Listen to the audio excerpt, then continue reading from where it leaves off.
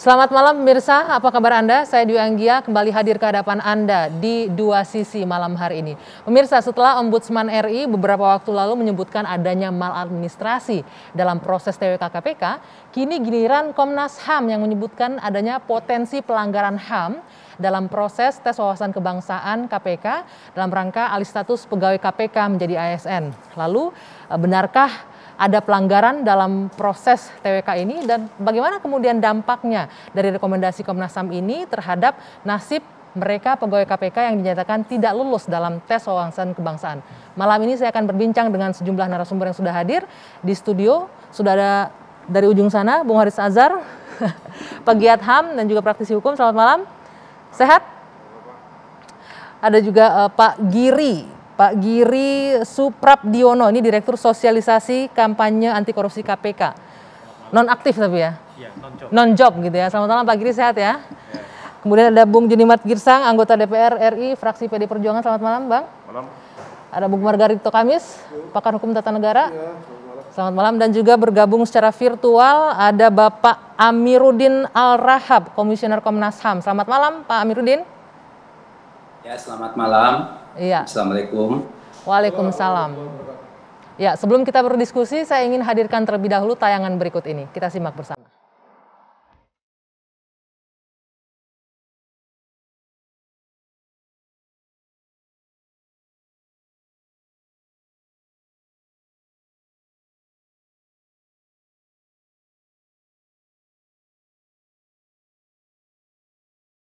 Komnas HAM menemukan ada 11 bentuk pelanggaran hak asasi manusia. Terjadi pelanggaran hak asasi manusia yang berkaitan dengan hak perempuan. Adanya tindakan atau perbuatan yang merendahkan martabat dan bahkan melecehkan perempuan. Terjadi juga pelanggaran hak asasi manusia dalam bentuk hak untuk tidak didiskriminasi. Komnas HAM menemukan fakta ada pertanyaan yang diskriminatif dan bernuansa kebencian dalam proses asesmen TWK ini.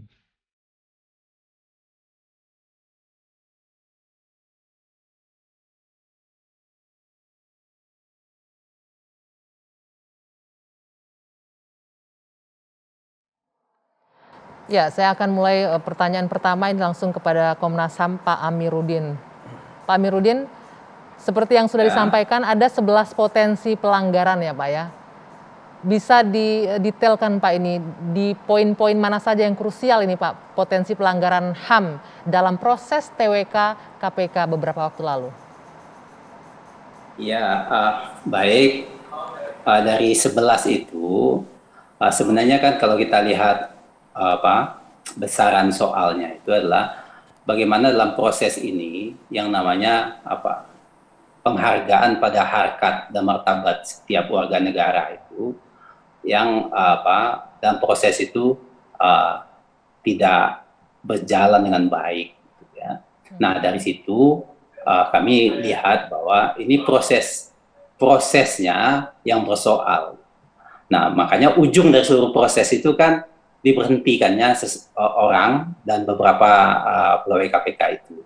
Nah, jadi hal-hal seperti itu, kalau kita mau ke depan baik dalam mengelola semua kewenangan yang dimiliki oleh instansi-instansi, nah kami dari Komnas memberi pandangan bahwa semestinya seluruh proses itu memperhatikan norma dan prinsip-prinsip hak asasi manusia. Di mana dia harus transparan, orang yang dites pun tahu hal-hal apa yang menjadi pertanyaan atau menjadi tujuan dari tes itu semua gitu.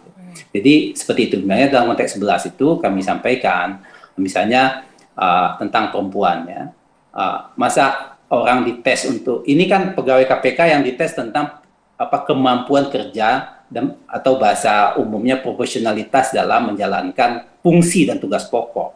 Nah, kok ditanya soal-soal urusan pribadi yang sangat pribadi begitu. Nah, itu salah satu contoh yang ingin sampaikan.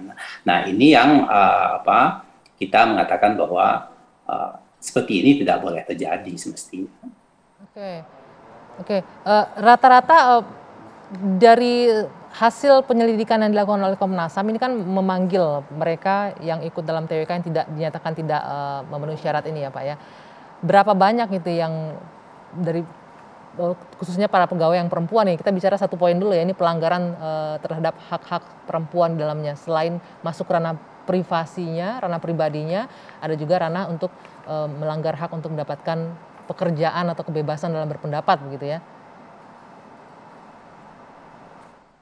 Ini Mbak ya, ini bukan soal jumlah orang. Konstitusi kita mengatakan hak asasi manusia itu melekat pada tiap individu.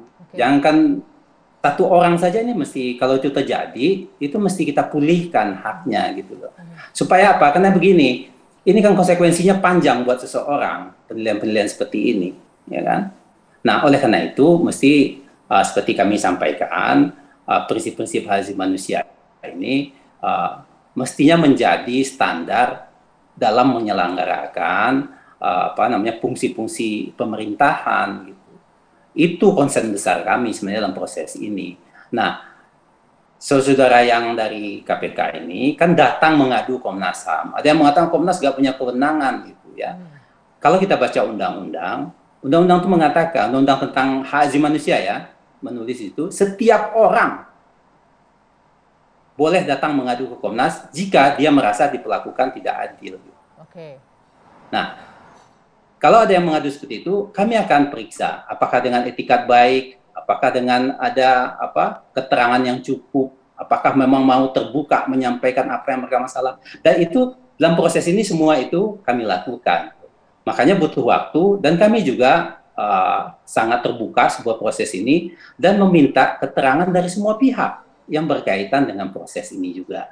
Jadi ini memang sesuatu yang kita coba memformulasikannya dalam rangka hak asasi manusia sebagaimana kita simpulkan 11 hal. Baik, nah ini tadi sudah disinggung bahwa ada yang menyebutkan ini bukan kewenangan Komnas HAM, termasuk Bang Junimat yang mengatakan ini ya. Apa poin argumentasinya kenapa Bang Junimat?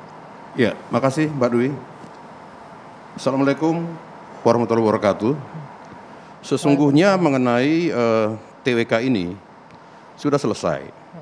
Sudah selesai karena kalau yang dipermasalahkan Perkom nomor 1 tahun 2021 itu kan perintah undang-undang. Perintah undang-undang yang harus dijalankan, yang harus dilaksanakan. Kalau tidak, maka mereka membangkang terhadap undang-undang. Ini kita harus pahami. Yang kedua, kalau kita berbicara tentang Komnas HAM, saya mau bertanya kepada Pak Amiruddin. Yang disebut pelanggaran HAM itu apa sih? Apakah termasuk psikis? Saya mau tanya dulu. Termasuk nggak psikis? Ya kita diskusi nih Pak Amiruddin. Boleh langsung dijawab Pak Amiruddin. Masuk psikis nggak dalam pelanggaran HAM ini? Masuk nggak psikis? Pelanggaran hak asasi manusia, kalau kita bicara tentang konsep hak asasi manusia, baik fisik maupun psikis itu pelanggaran hak asasi manusia. Makanya itu prinsipnya saya tadi sampaikan. Makanya pasal 1 huruf pasal 1 dari Undang-Undang 39 ini mengatakan bahwa siapapun ya, kalau dia merasa diperlakukan tidak adil ya, itu pelanggaran hak asasi manusia. Makanya Komnas dalam konteks undang-undang ini kami menjalankan pedoman pada ini Bang Jennifer ya. Sehingga kita melihatnya ya bahwa ini nanti kok implikasinya macam-macam itu soal lain gitu. Tapi dalam rangka menjalankan fungsi seperti yang diberikan oleh undang-undang ini, kami juga hati-hati menjalannya, nggak sembarangan juga gitu. Nah ini yang saya mau tegaskan gitu. Nah sehingga fungsi-fungsi lembaga seperti ini memang perlu semua pihak juga perlu memahaminya gitu. Kalau enggak ya kita akan seperti ini berpandangan satu sama lain. Baik, Pak Amiruddin, begini Pak Amiruddin. Ya. Yang saya pahami, ya karena saya juga satu periode di Komisi 3 dan mungkin termasuk Pak Amiruddin yang saya fit yang propertes dulu, ya, dan Pak Damanik. Nah, dulu saya pernah bertanya tentang Komnas HAM. Apakah saudara paham tentang Statuta Roma 1988? Ya. Ini nggak ada urusan dengan sebentar, saya terangkan. Tapi benar, singkat aja kita masuk. Iya, sebentar saya terangkan. Ya, jawabannya ya paham dan itulah menjadi concern dari Komnas HAM.